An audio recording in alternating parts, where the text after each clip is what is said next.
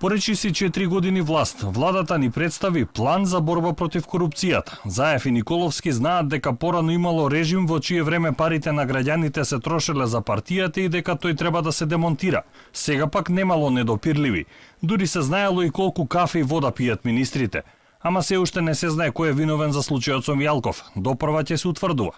Дел од овие судски предмети завршуваат и овие денови, како што беше минатиот петок изречување на казната за најзначајниот случај според мене. На крај вториот по значење случај според мене, тоа е Титаник заради изборите.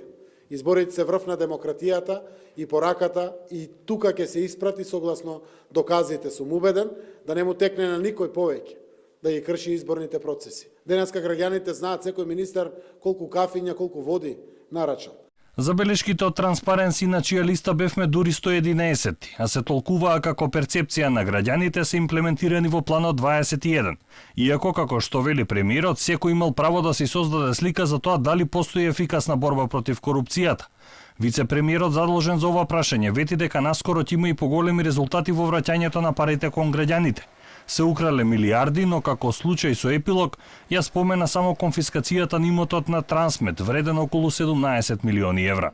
На база на сите слабости во системот кои што сме ги детектирале во рамки на институциите, дали управата за финансиско разузнавање, управата за финансиска полиција, сегментот на обвинителствата, на истражните центри, на сите овие институции кои што првин треба да ги поврземе преку платформата на интероперабилноста да разменуваат податоци, информации и документи, да ги зајакнеме кадровски, но и да направиме се она што е возможно за да на крајот имаме со самите пресуди и конфискација на имотот.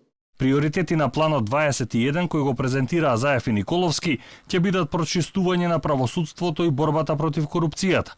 Ги содржи забелешките на граѓанската платформа против корупцијата, антикорупцијската комисија на регулаторните тела, извештајот на Европската комисија и стратешкиот партнер САД.